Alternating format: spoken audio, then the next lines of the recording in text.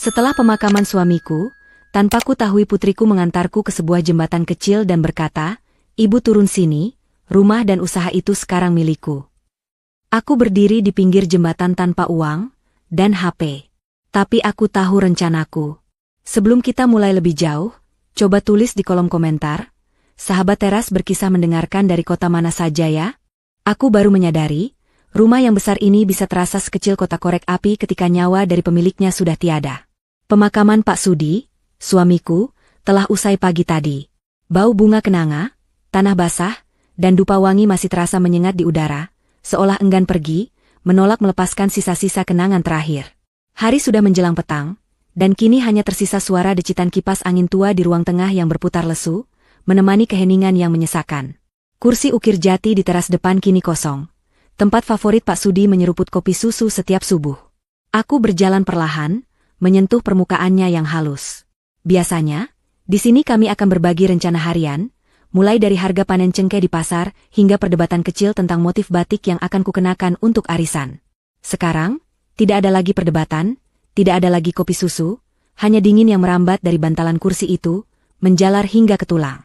Dulu, aku sering mengomel karena dia selalu meninggalkan remah-remah biskuit di sana. Sekarang aku akan membayar mahal untuk bisa mengomelinya sekali lagi. Kematian adalah guru yang kejam, ia mengajarkan arti kehilangan dalam diam. Selama puluhan tahun berumah tangga, aku dan Sudi mungkin tidak romantis seperti pasangan di sinetron. Kami adalah mitra. Kami membangun bisnis dari nol, mulai dari toko kecil di Pasar Beringharjo hingga pabrik rumahan yang membuat camilan legendaris kota ini, Keripik Naga Jogja. Dia adalah otak pemasaran yang pandai berkelakar, dan aku adalah ratu dapur yang memastikan setiap keripik garing dan gurih sempurna. Kehilangan Sudi bukan hanya kehilangan suami, tapi kehilangan separuh dari diriku, separuh dari fondasi bisnis yang kami cintai. Di tengah kekosongan itu, Karina bergerak dengan energi yang tak pernah kulihat sebelumnya. Putri semata wayang kami itu mengambil alih segalanya. Setelah para pelayat pergi dan 7 harian telah terlewati dengan hikmat, Karina langsung bertindak. Ia mengumpulkan semua nota utang piutang, buku bank, kunci-kunci lemari besi, dan tumpukan berkas perusahaan ke meja makan. Tubuhku memang masih di sini, di ruang keluarga yang hangat, tapi pikiranku masih berkeliaran di area pemakaman. Sebaliknya, Karina sudah menatap masa depan, masa depannya. "Ibu istirahat saja. Biar Karina yang urus semua," katanya dengan suara yang lembut namun tegas. Ia memijat bahuku. Aroma parfum mahalnya, yang selalu kuanggap terlalu menyengat, kini terasa seperti selimut hangat. Aku hanya mengangguk, sungguh terlalu lelah untuk berpikir. Wajahnya yang cantik, dengan hidung mancung warisan Sudi, terlihat khawatir, dan aku merasa sedikit lega. Tentu saja, anakku akan menjagaku. Itu adalah mantra yang terus kurapal dalam hati. Menyerahkan kendali adalah keputusan yang datang dari kepasrahan seorang ibu. Sebagai orang Jawa yang menjunjung tinggi bakti anak, melihat Karina begitu sigap membuatku merasa bahwa aku telah berhasil dalam mendidiknya. Aku telah melewati masa berduka paling berat, dan sekarang adalah waktunya bagi Karina, sang generasi penerus, untuk memegang kemudi. Apalagi yang harus kuinginkan di usia 55 selain melihat anakku bahagia dan usahaku tetap berjalan? Ini kunci kantor, Bu.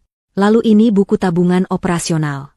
Dan ini, yang paling penting, semua sertifikat aset di brankas, ujar Karina, menumpuk semua barang itu di hadapanku.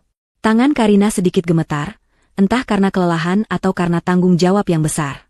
Dia menatapku dengan mata berkaca-kaca, dan aku membalas tatapannya dengan senyum lemah. Aku mengambil kunci-kunci itu sebentar, merasakan dinginnya logam, sebelum menyerahkannya kembali ke tangan Karina.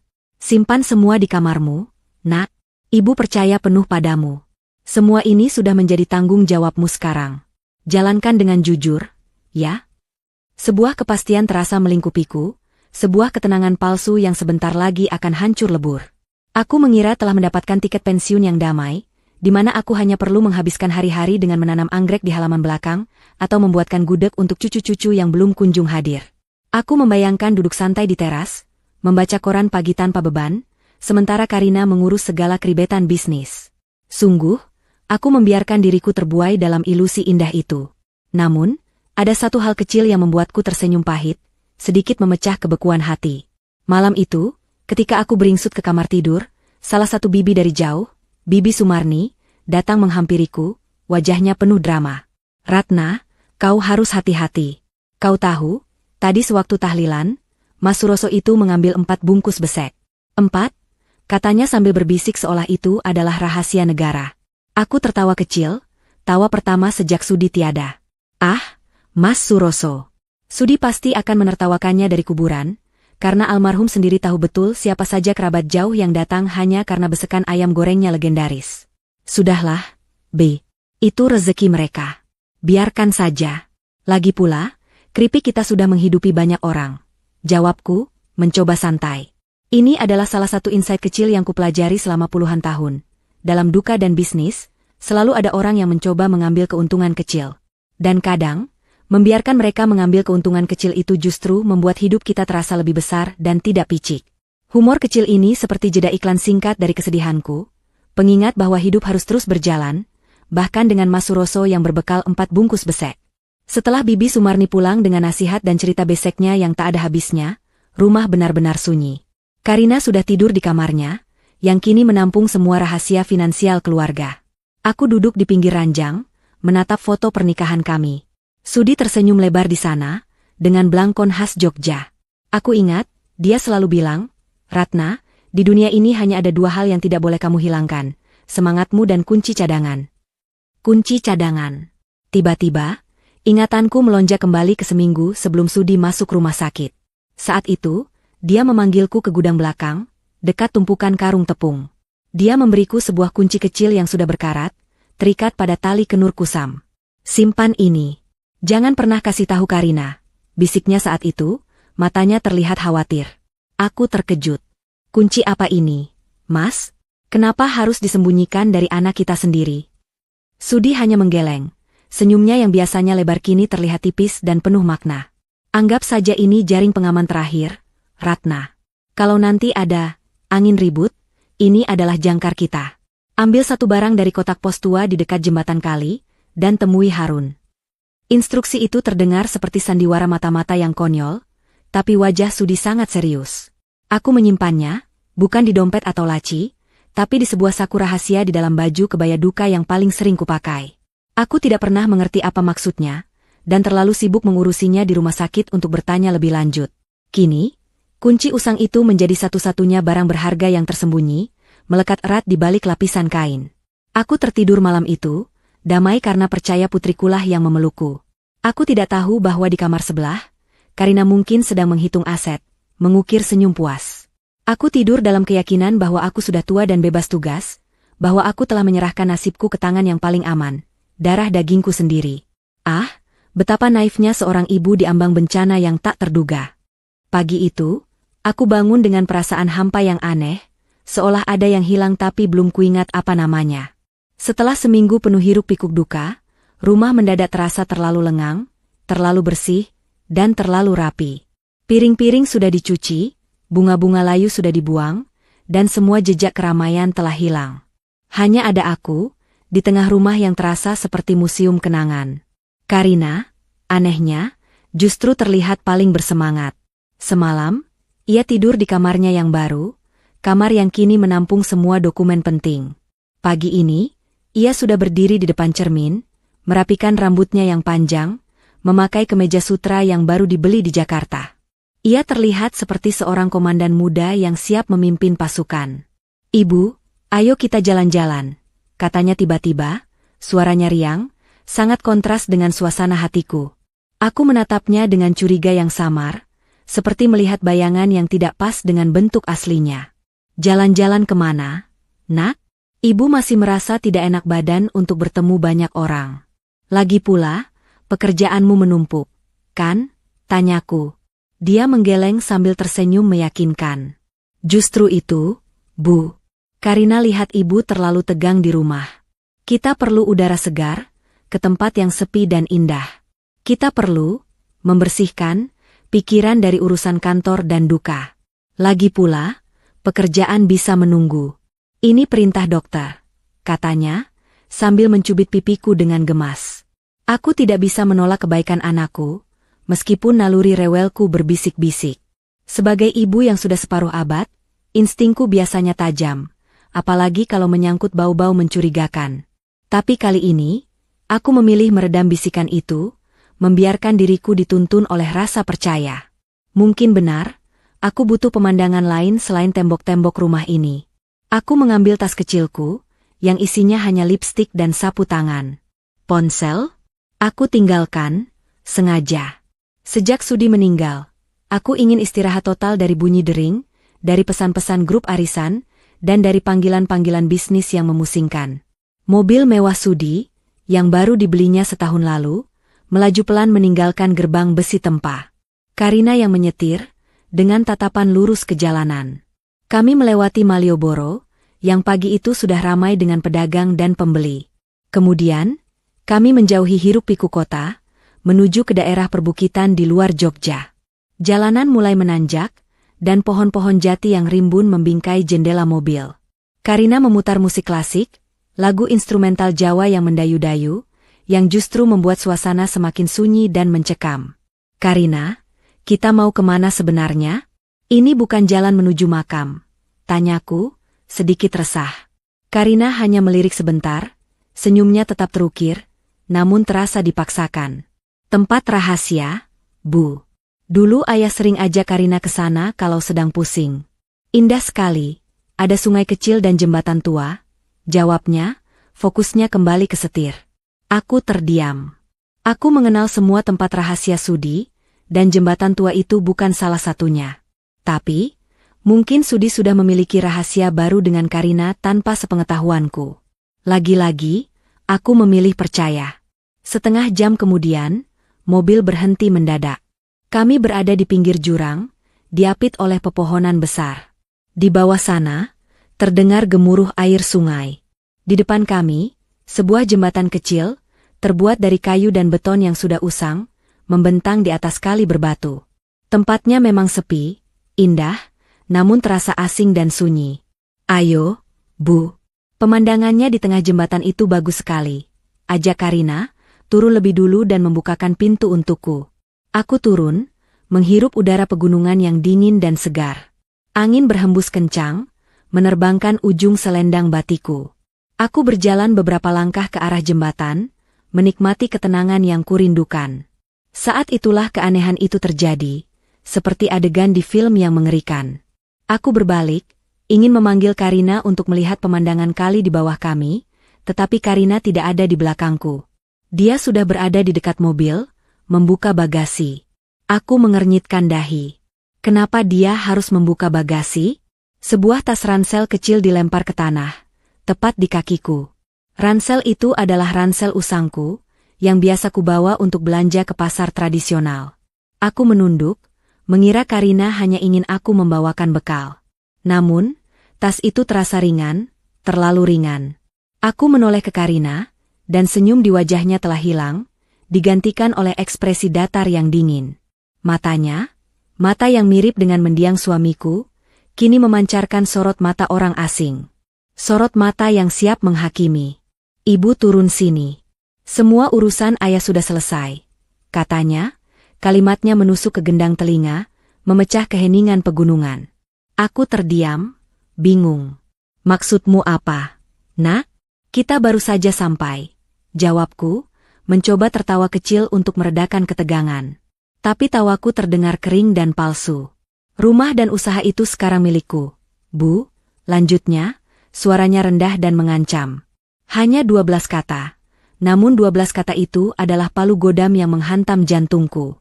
Rasa bingungku seketika berubah menjadi rasa sakit yang membakar, lebih panas dari bau dupa di pemakaman. Aku menatapnya, mencari jejak Karina yang kukenal, tapi hanya menemukan orang asing yang kejam. Ini bukan anakku yang dulu selalu kubelai rambutnya saat ia sakit. Ini bukan anakku yang selalu minta ditemani saat ujian. Ini adalah seorang wanita dewasa yang merencanakan pengkhianatan dengan wajah tanpa dosa. Karina, kamu bicara apa? Ini tidak lucu, kataku, suaraku mulai meninggi. Aku melangkah mendekatinya, tetapi dia mundur selangkah, menjaga jarak.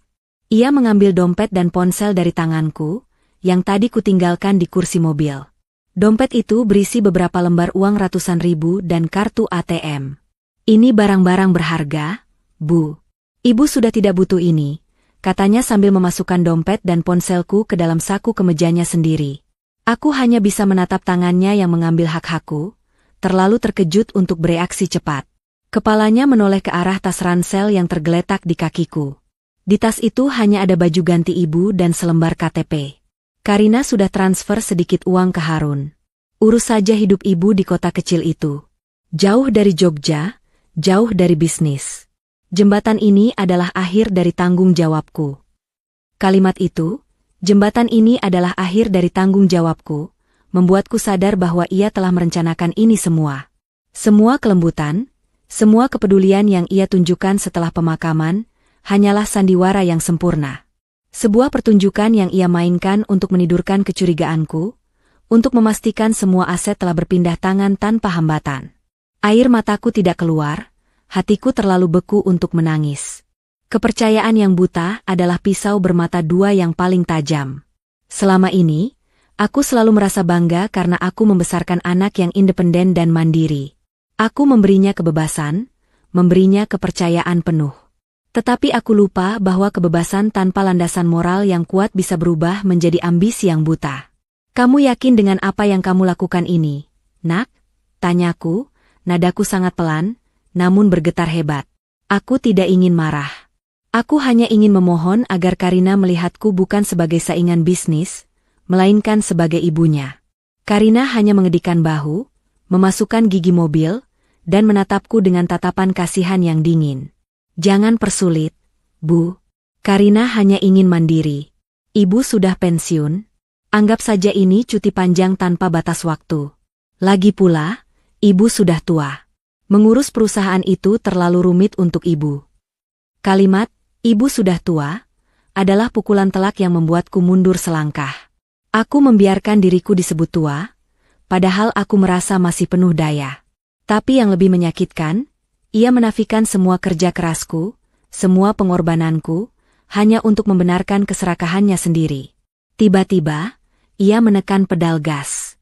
Mobil itu bergerak cepat, memutar balik di jalan sempit. Aku berdiri terpaku di pinggir jembatan. Aku mengangkat tangan, bukan untuk meminta dia berhenti, tetapi hanya sebagai refleks yang terlambat. Debu dari roda mobilnya mengepul, menyelimutiku.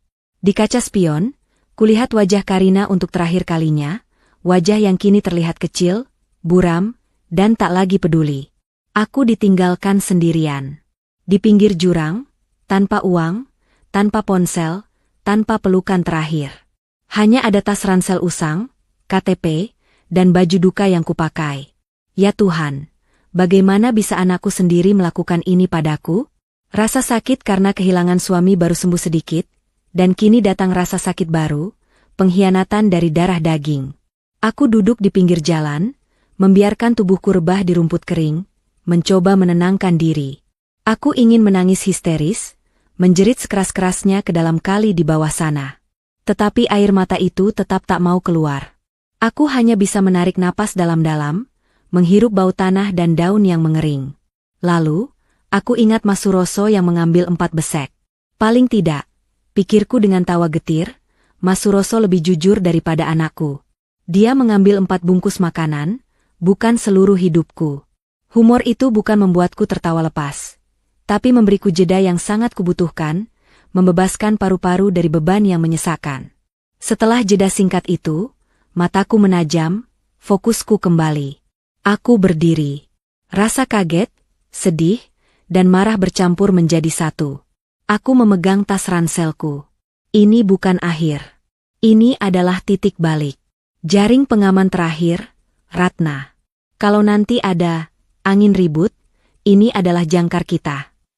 Kunci usang yang tersembunyi di balik jahitan kebaya duka yang kurasakan menusuk kulitku. Sudi tahu. Suamiku sudah menduga bahwa hal ini akan terjadi. Ia tidak hanya meninggalkanku harta, tetapi juga rencana. Aku tahu, rencanaku bukan memohon-mohon kembali, atau menelepon polisi untuk menuntut anakku. Rencanaku adalah mengikuti petunjuk suamiku, menemukan kotak pos tua di dekat jembatan, dan menemui Pak Harun. Aku harus bergerak, dan aku tidak punya waktu untuk berduka. Aku menoleh ke arah mana Karina pergi. Aku berdiri di pinggir jembatan, sendirian, miskin, dan dikhianati, tetapi aku tidak panik.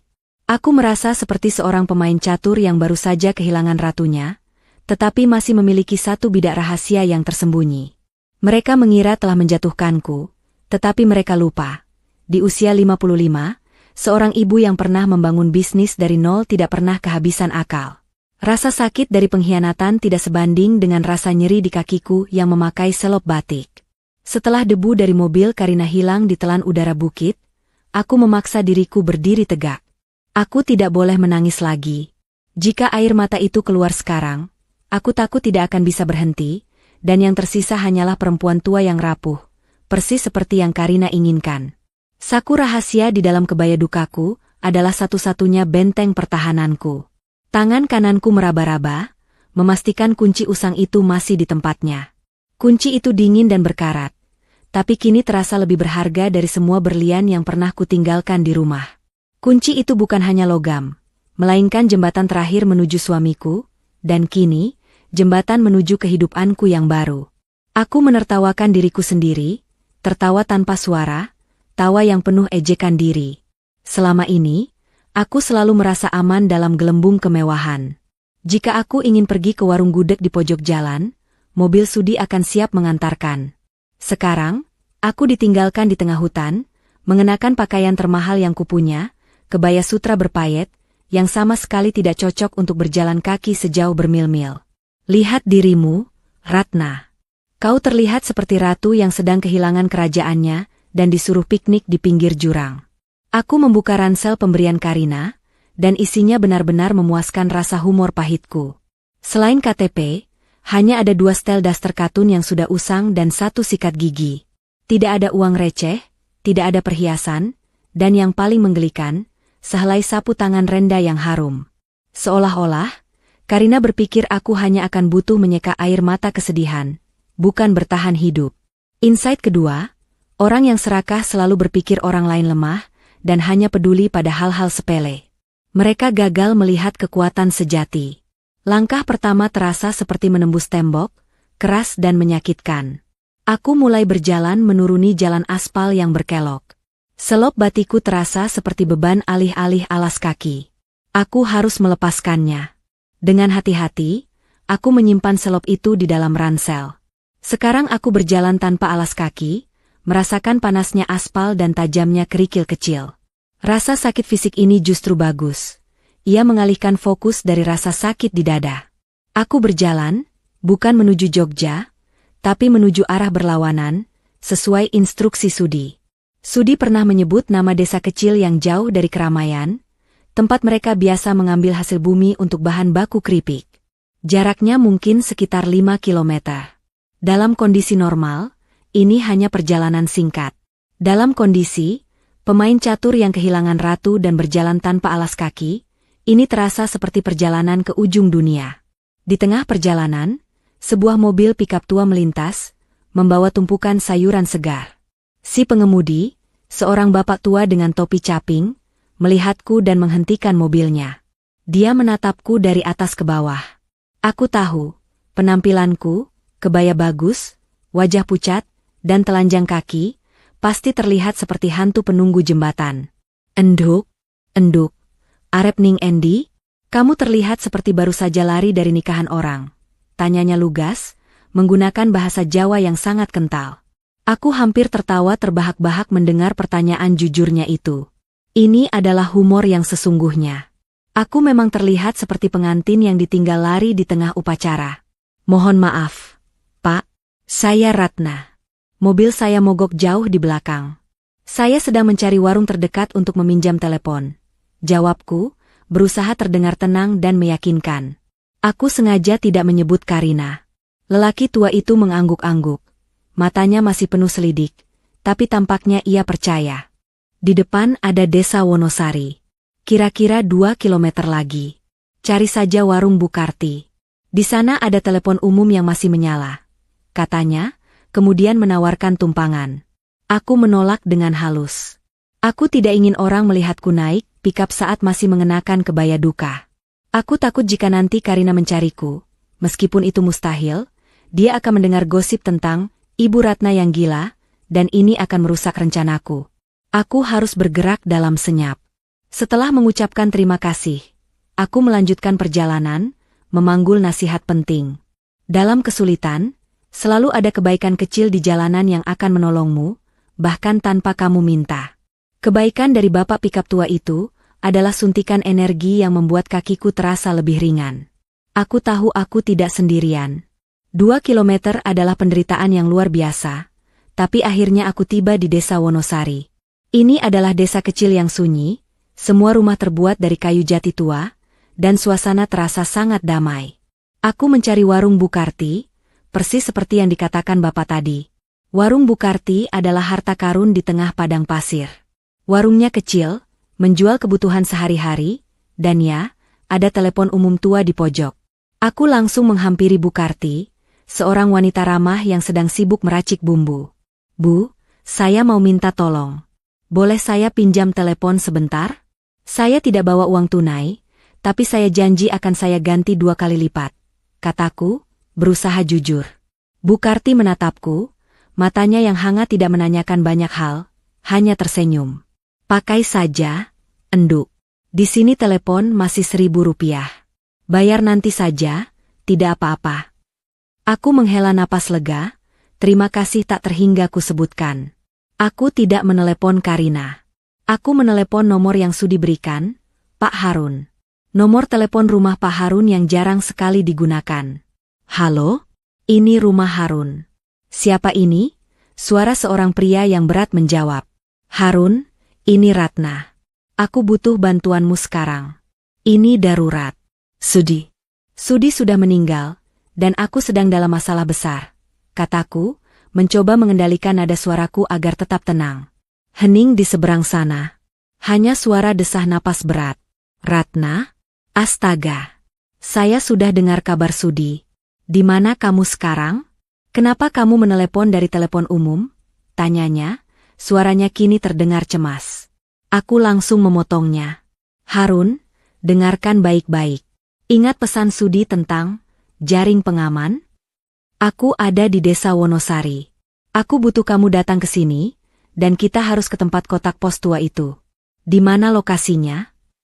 Aku langsung menyebut kode rahasia itu, memastikan dia mengerti bahwa ini adalah sandiwara yang mereka rencanakan.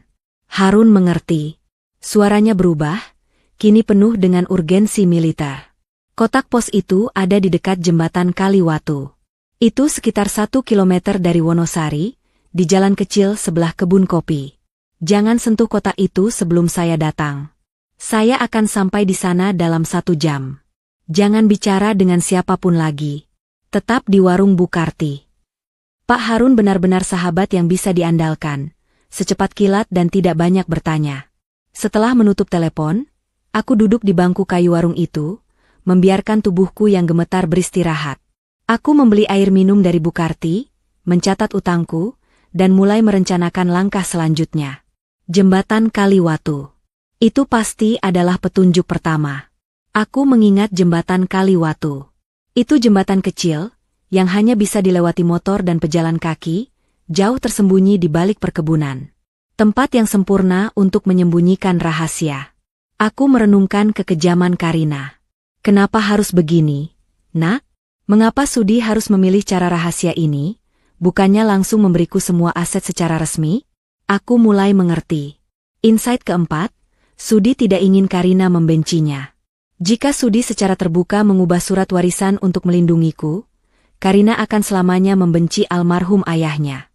Dengan cara ini, Sudi membiarkan Karina mendapatkan apa yang dia inginkan, harta di permukaan, dan dia memberiku kesempatan untuk mengembalikannya, harta di kedalaman, sehingga Karina hanya akan membenciku, bukan ayahnya.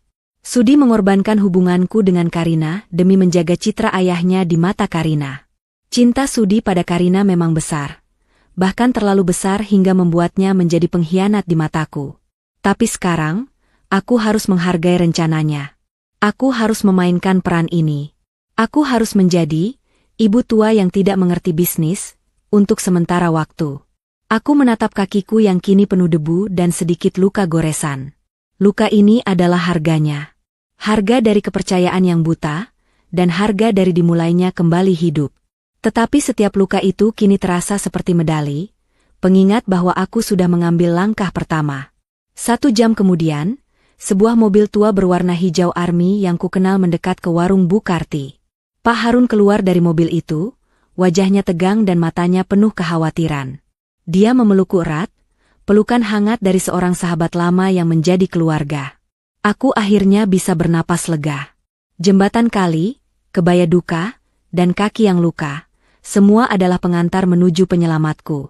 Pelukan Harun terasa seperti jangkar yang dilemparkan ke tengah badai yang brutal. Aku menyandarkan kepalaku sejenak di bahunya, bukan untuk menangis, tetapi untuk merasakan kembali ikatan persahabatan yang tulus, ikatan yang jauh lebih kuat daripada ikatan darah yang baru saja mengkhianatiku. Harun adalah sahabat seperjuangan Sudi sejak mereka merintis bisnis camilan, sebelum Sudi dan aku menikah. Harun memilih tetap menjadi distributor loyal di luar struktur perusahaan, sebuah keputusan yang kini kusyukuri. Kenapa dia bisa secepat itu? Ratna? Saya tahu Karina ambisius, tapi ini terlalu cepat. Harun berbisik, melepaskan pelukan. Wajahnya yang tersisa kerutan, karena sering terkena matahari terlihat sangat tegang. Aku hanya bisa menggeleng. Dia memanfaatkan duka, Harun. Dia memanfaatkan kepercayaan buta seorang ibu. Dia mengambil semua kunci, semua kartu, dan membuangku seperti sampah. Tapi Sudi sudah siap. Mendengar nama Sudi, Harun langsung mengerti. Matanya yang tajam menyeratkan kode rahasia yang ia bagi dengan suamiku. Baik. Kita tidak boleh buang waktu. Kita harus ke jembatan Kali Watu sekarang. Bu Karti, saya titip Ratna sebentar lagi, ya? Saya harus bicara 4 mata dengannya. Harun membayar utang teleponku dan membeli 2 botol air mineral dingin. Kami meninggalkan desa Wonosari, kali ini dengan mobil Harun yang tua, yang baunya seperti campur aduk minyak balsem dan bubuk kopi. Aku duduk di kursi penumpang, membiarkan tubuhku yang lelah diguncang-guncang di jalan berbatu. Aku menyadari betapa jauhnya aku telah jatuh. Ditinggalkan oleh putriku sendiri, hanya dengan kebaya mahal dan daster usang, dan kini menumpang di mobil tua. Tapi, aku tidak merasa malu. Malu adalah perasaan untuk orang yang bersalah, dan aku tidak bersalah. 10 menit kemudian, kami tiba di tempat yang Harun sebut jembatan Kali Watu. Ini bukanlah jembatan besar tempat Karina meninggalkanku. Ini adalah jembatan kecil, lebarnya hanya cukup untuk 1 mobil, diapit oleh hutan jati yang lebat dan perkebunan kopi yang terawat. Di pangkal jembatan itu, di balik semak belukar yang diselimuti tanaman merambat, aku melihatnya, sebuah kotak pos tua dari kayu yang sudah lapuk. Sudi bilang, kotak ini hanya boleh dibuka kalau lampu merah menyala, kata Harun, suaranya bergetar. Dia mengeluarkan kunci cadangan dari kantong celananya. Kunci itu persis sama dengan kunci berkarat yang kusembunyikan di kebayaku. Sudi memang menyiapkan 2 kunci. Tidak, Harun, biar aku yang buka, ujarku tegas. Ini adalah ritual pribadiku, penutupan duka yang menyakitkan.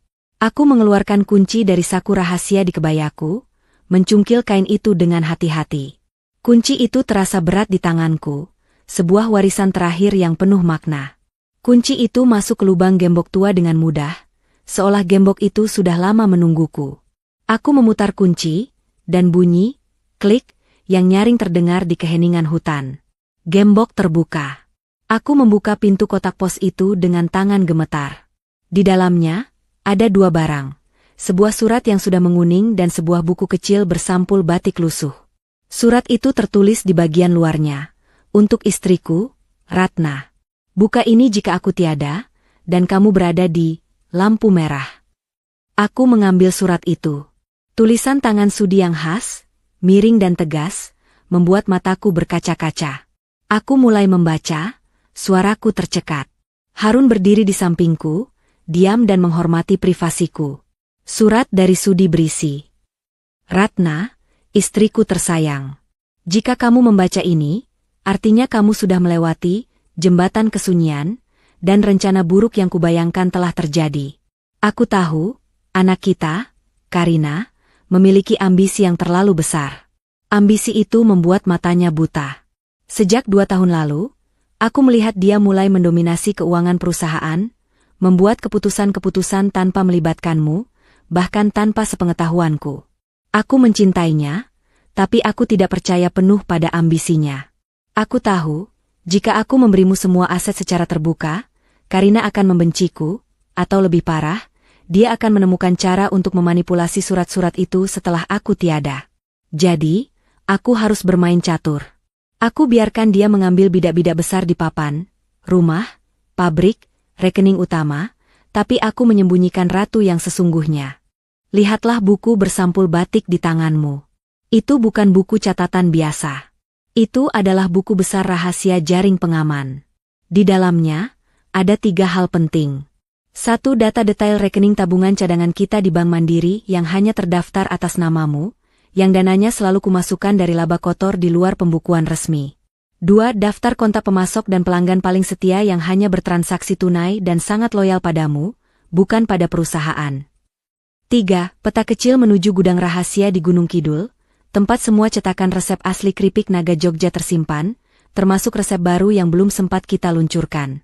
Aku tidak memintamu membalas dendam, Ratna. Aku memintamu membangun kembali. Jangan pernah tunjukkan kebencian. Mereka mengira kamu adalah perempuan tua yang rapuh. Buktikan mereka salah. Gunakan Harun sebagai tangan kananmu. Dia sudah tahu peran ini. Dia adalah ksatria di balik layar. Setelah ini, kamu harus segera ke rumah Harun. Kamu tidak aman di Wonosari. Aku sudah mengatur segalanya. Hidup ini adalah permainan, Ratna.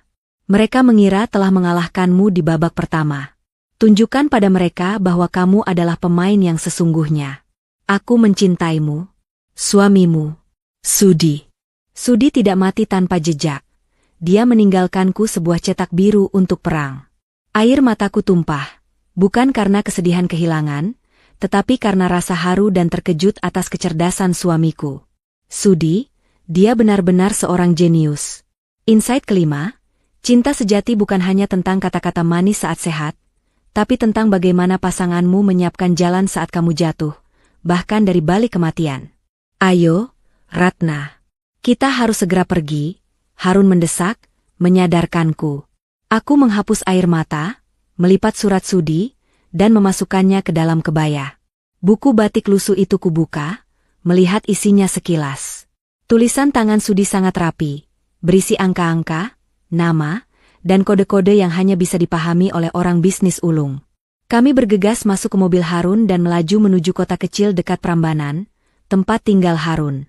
Rumah Harun adalah rumah joglo tua yang asri, dikelilingi pelataran luas dan tanaman buah yang rimbun. Sebuah tempat yang sempurna untuk bersembunyi. Aku bertemu istri Harun, Buina, seorang wanita yang lembut tapi kuat, yang segera memelukku erat. Buina sudah mendengar kabar dari Harun di telepon, dan telah menyiapkan kamar tamu terbaik untukku. Setelah mandi dan berganti dengan daster usang yang disiapkan Karina, sebuah ironi yang kubawa dengan senyum, aku duduk di teras, ditemani teh hangat dan pisang goreng buatan Buina. Tidur, Ratna. Besok kita mulai menyusun rencana, kata Harun, duduk di sebelahku. Aku menggeleng. Aku tidak bisa tidur. Aku mengeluarkan buku batik itu, dan mulai membedah isinya bersama Harun di bawah temaram lampu teras. Buku itu bukan hanya daftar. Itu adalah peta kekuasaan Sudi yang tersembunyi. Harun menjelaskan bahwa rekening cadangan itu memiliki dana yang cukup untuk membiayai operasi selama 1 tahun penuh. Pemasok dan pelanggan yang terdaftar di sana adalah tulang punggung bisnis lama mereka, orang-orang yang hanya percaya pada Ratna dan Sudi, bukan pada nama perusahaan. Pemasok cengkeh dari Magelang, Pak Joyo. Dia tidak pernah mau transfer, selalu tunai. Sudi bilang, dia akan kirim cengkeh kemanapun Ratna berada, asalkan Ratna yang memimpin. Jelas Harun. Aku tersenyum. Sudi tahu persis siapa saja yang loyal. Insight ke-6, humor ternyata, sifat kolot dan sulit diubah beberapa orang adalah penyelamat. Sudi dan aku selalu mengeluh tentang pemasok yang tidak mau modernisasi sistem pembayaran. Sekarang, sifat kolot, mereka itulah yang menjadi aset tersembunyi terpenting, karena Karina tidak bisa melacak transaksi tunai itu. Di tengah kegentingan ini, Buina datang membawakan cemilan. Ratna, ini klenyem, makanan tradisional dari singkong parut, kesukaanmu. Jangan terlalu tegang. Kalau kamu sudah tua seperti kita, kamu akan tahu bahwa pengkhianatan itu seperti penyakit campak, menyakitkan, tapi sekali sembuh, kamu akan kebal. Kata-kata Bu Wina yang sederhana itu sangat menenangkan. Terima kasih, Wina. Kamu benar, jawabku, sambil menggigit klenyem itu. Aku memejamkan mata. Rasa manis dan gurih klenyem itu menjadi pengingat bahwa hidup masih memiliki rasa yang enak, dan aku harus berjuang untuk merasakannya kembali. Malam itu, di bawah langit Jogja yang penuh bintang, rencanaku mulai terbentuk. Karina mengira dia telah menjatuhkanku ke titik nol. Dia salah. Sudi memberiku sebuah starting point yang sangat strategis. Aku punya uang, aku punya koneksi, dan yang terpenting, aku punya resep rahasia yang tidak ternilai harganya. Besok pagi, aku akan menjadi Ratna yang baru, Ratu Keripik Naga Jogja yang siap merebut kembali tahta, bukan dengan amarah, tetapi dengan kecerdikan suamiku. Pagi hari di rumah, Harun terasa seperti alarm yang membangunkan tekad yang sempat tertidur. Aku bangun sebelum ayam jago berkokok, tubuhku terasa ringan meskipun semalam hanya tidur 3 jam. Kebaya duka yang kupakai 2 hari berturut-turut kumasukkan ke dalam ransel usang, menggantinya dengan salah satu daster katun, hadiah pahit dari Karina, yang kini terasa seperti seragam pejuang. Harun dan Bu Wina sudah sibuk di dapur, aroma kopi tubruk dan nasi gudeg yang mengepul memenuhi udara. Ratna, kita harus sarapan dulu. Perut kenyang, pikiran tenang, kata Bu Wina, menyodorkan piring gudeg nangka dengan kuah areh kental. Mereka memperlakukanku bukan seperti tamu kehormatan yang baru jatuh miskin, melainkan seperti keluarga yang baru pulang dari perjalanan jauh. Kenyamanan sederhana ini adalah benteng terbaikku saat ini. Setelah sarapan, aku dan Harun duduk di teras, membuka kembali buku besar rahasia jaring pengaman Sudi. Rencana kami hari ini sangat jelas. Pertama, mengamankan uang tunai dari rekening bank cadangan.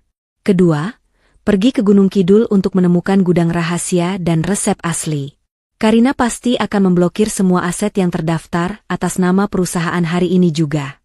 Kita harus lebih cepat, ujar Harun, wajahnya serius. Misi ke bank terasa seperti adegan dalam film spionase, hanya saja kami menumpang mobil pick-up tua. Kami menuju salah satu kantor cabang Bank Mandiri di pusat kota Jogja, tempat yang tidak terlalu ramai. Aku hanya membawa KTP dan buku batik lusuh Sudi. Tidak ada kartu, tidak ada ponsel. Di dalam bank, suasana terasa dingin dan formal, sangat berbeda dari hangatnya rumah Harun. Aku berjalan menuju loket teller, mencoba memasang wajah percaya diri yang biasa kupasang saat memimpin rapat direksi. Karina mungkin sudah memblokir semua akun yang terhubung dengan perusahaan, tetapi rekening cadangan ini, seperti yang Sudi tulis, hanya terdaftar atas namaku, dibuat secara pribadi 12 tahun lalu dan jarang diutak-atik. Selamat pagi, Bu. Ada yang bisa saya bantu? Tanya teller muda yang tersenyum ramah, matanya melirik sekilas daster katun yang kupakai. Aku menarik napas. Saya Ratna. Saya ingin melakukan penarikan tunai dari rekening tabungan atas nama saya. Saya hanya membawa KTP. Saat si teller memeriksa data di komputernya, jantungku berdebar tak karuan. Apakah Sudi benar? Apakah Karina benar-benar tidak tahu tentang rekening ini? Beberapa menit rasa seperti berjam-jam. Tiba-tiba, senyum teller itu memudar. Dia menatapku dengan ekspresi bingung. Maaf, Bu. Rekening ini memiliki saldo yang sangat besar. Penarikan tunai sebesar ini membutuhkan konfirmasi dari manajer. Katanya, suaranya sedikit meninggi. Aku tahu, ini adalah prosedur standar. Tetapi bagi Ratna yang baru saja kehilangan segalanya, ini terasa seperti ancaman. Aku harus tetap tenang. Insight ketujuh, orang yang panik akan kehilangan segalanya, sementara orang yang tenang akan menemukan celah. Aku tersenyum ramah dan berkata, tentu, Nak. Saya Ratna. Saya adalah pemegang tunggal rekening ini, dan rekening ini sengaja dibuat untuk keperluan darurat. Tolong panggilkan manajer. Manajer bank, seorang pria parubaya yang rapi, keluar dan menyalamiku. Aku menjelaskan secara singkat, tanpa menyebutkan drama keluarga. Aku hanya mengatakan bahwa suamiku baru meninggal, dan aku membutuhkan dana tunai untuk proyek warisan rahasia, yang tidak boleh diketahui siapapun. Saat manajer itu meminta bukti tambahan, aku menyerahkan buku batik Sudi. Aku membukanya ke halaman pertama. Di sana, Sudi telah menulis catatan tangan khusus. ditandatangani dan diberi stempel kecil yang hanya dikenal oleh Sudi dan Harun. Catatan itu menginstruksikan bank untuk mempermudah Ratna mengakses dana tersebut, dan jika ada keraguan, hubungi segera Harun, dengan nomor telepon yang juga tertulis. Sudi benar-benar menyiapkan segalanya, bahkan mengantisipasi drama di bank. Manajer itu terkejut melihat stempel dan tulisan Sudi. Dia langsung mengangguk, menyadari bahwa ini adalah transaksi high profile yang dijaga kerahasiaannya. Tak lama kemudian, sebuah bungkusan kertas tebal diserahkan kepadaku. Jumlah uang tunai itu, yang jika dilihat sekilas saja sudah membuat perutku mulas, cukup untuk membiayai pabrik berskala kecil selama lebih dari 1 tahun. Aku memasukkan uang itu ke dalam tas belanja Harun yang kutinggalkan di mobil, merasa lega sekaligus berat. Aku sekarang resmi menjadi orang kaya baru, yang baru saja dikeluarkan dari rumahnya sendiri. Keluar dari bank, aku merasakan kebebasan yang menguatkan. Karina mengira aku tanpa uang. Dia salah. Aku hanya tanpa kartu. Insight ke-8, kekuatan sejati dalam bisnis seringkali ada di uang tunai yang bergerak di luar radar. Perjalanan ke Gunung Kidul adalah terapi paling efektif untuk melupakan pengkhianatan.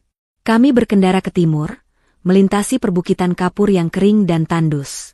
Pemandangan Gunung Kidul yang keras, kontras dengan sawah hijau di Jogja, mengingatkanku bahwa untuk bertahan hidup, aku harus keras batu karang di sana. Sudi bilang, tempat ini paling aman karena tidak ada yang akan mencarinya di sini, kata Harun, fokus pada peta lusuh di tanganku. Peta itu, digambar tangan oleh Sudi, menunjukkan koordinat yang sangat spesifik. Sebuah gudang bekas penggilingan tepung di pinggiran hutan bundar. Kami berputar-putar di jalan setapak yang sempit, hingga akhirnya mobil Harun berhenti di depan sebuah bangunan tua. Gudang itu terbuat dari batu kapur, setengah terkubur oleh semak belukar dan lumut. Jendela-jendelanya sudah hilang, dan atapnya tampak reot. Karina tidak akan pernah menduga bahwa Ratu Keripik Naga Jogja tersembunyi di dalam bangunan bobrok ini. Di pintu gudang, ada gembok besar yang dipasang Sudi sendiri, yang hanya bisa dibuka oleh kunci berkarat warisanku. Dengan penuh penghormatan, aku memasukkan kunci itu. Sekali putar, gembok itu jatuh dengan bunyi blang yang memekakan telinga. Pintu kayu yang berat itu kudorong, dan debu serta bau apek langsung menyerbu keluar. Di dalam, kami menemukan markas rahasia Sudi. Gudang itu gelap, tetapi ketika Harun menyalakan senter, kami melihat susunan barang yang rapi. Di satu sisi, ada generator diesel kecil yang ditutup terpal, beberapa jerigen bahan bakar, dan yang paling penting, kotak besi besar di sudut ruangan. Aku mendekati kotak besi itu, hatiku berdegup kencang. Kotak itu diukir dengan logo lama Keripik Naga Jogja, seekor naga kecil yang tersenyum. Sudi menggunakan kunci cadangan yang dibawa Harun untuk membuka kotak itu. Di dalamnya, terbungkus rapi dalam plastik vakum, ada 3 tumpukan kertas, cetakan resep Keripik Naga Jogja yang legendaris. Resep asli rasa bawang, resep asli rasa pedas manis, dan, yang membuatku menahan napas, resep baru Keripik Naga rasa cabai hijau. Ini dia, Ratna. Ini adalah nyawa perusahaan. Harun berbisik, matanya berkaca-kaca. Aku mengambil salah satu lembar resep. Kertas itu terasa dingin di tanganku. Resep ini adalah harta tak ternilai yang bahkan Karina tidak tahu cara membuatnya dengan sempurna. Dia hanya tahu proses produksi massal, bukan rahasia di balik rasa. Insight ke-9, humor ternyata, otak suamiku lebih bernilai daripada uang di bank. Kami selalu menyimpan resep di brankas kantor, dan Karina pasti sudah mengambilnya. Tapi Sudi tahu, resep asli yang ditulis tangan, dengan detail bumbu rahasia yang tidak pernah didigitalisasi, adalah satu-satunya yang tidak bisa dicuri. Kami juga menemukan meja kerja kecil dengan peralatan uji coba, laboratorium mini, yang masih bersih. Sudi selalu terobsesi dengan kualitas. Di sampingnya, ada beberapa karung cengkeh kering berkualitas super, yang jelas merupakan kiriman spesial dari Pak Joyo. Sudi sudah mengatur kiriman bahan baku awal ini jauh sebelum dia sakit. Malam itu, kami membersihkan gudang, memasang generator, dan menyalakan satu lampu kecil. Harun memasang terpal tebal di jendela, untuk memastikan tidak ada cahaya yang terlihat dari luar. Gudang tua ini sekarang adalah markas perangku. Di bawah cahaya temaram, aku duduk di kursi tua, memegang resep cabai hijau. Aku melihat ke Harun. Harun, aku butuh kamu menelepon Pak Joyo besok pagi. Bilang padanya bahwa Ratu Keripik Naga Jogja yang sesungguhnya sudah kembali, dan dia sudah siap menerima kiriman cengkeh. Kita akan membuat batch pertama di sini. Harun tersenyum, senyum persahabatan yang tulus. Siap, Ratna. Besok pagi, kita tunjukkan pada dunia, dan terutama pada Karina, bahwa umur hanyalah angka, dan kearifan adalah aset yang tak ternilai harganya. Fajar di Gunung Kidul terasa dingin, tetapi semangat di gudang tua itu terasa membara. Setelah semalam suntuk meninjau ulang resep dan buku besar rahasia, aku tahu apa yang harus kulakukan. Karina mungkin menguasai pabrik dan mesin-mesin otomatis, tetapi dia tidak memiliki jiwa dari Keripik Naga Jogja. Jiwa itu ada di dalam resep tulisan tangan ini, dan di tangan orang-orang yang loyal pada Sudi. Pekerjaan pertama Harun pagi itu adalah menelepon Pak Joyo, pemasok cengkeh paling kolot dan paling berkualitas di Magelang. Aku mendengarkan dari dekat. Harun menggunakan bahasa sandi yang mereka sepakati. Pak Joyo, Ratu Naga sudah kembali ke markas lamanya. Dia butuh 100 kilogram cengkeh super hari ini, bayar tunai. Jawaban Pak Joyo ringkas dan tidak berbasa-basi. Tentu, Harun. Kirim saja alamatnya. Saya tidak pernah ragu pada Ratu Naga. Insight ke-10. Dalam bisnis, loyalitas yang dibangun di atas kejujuran jauh lebih berharga daripada kontrak yang diikat oleh tinta. Karina bisa membeli bahan baku dimanapun, tapi dia tidak akan pernah mendapatkan cengkeh super grade A dari Pak Joyo yang rela menolak pesanan pabrik besar jika ia tidak percaya pada pembelinya. Aku mengambil alih ponsel Harun untuk menghubungi kontak kedua, Mbah Darmi. Mbah Darmi adalah juru kunci rasa di pabrik lama.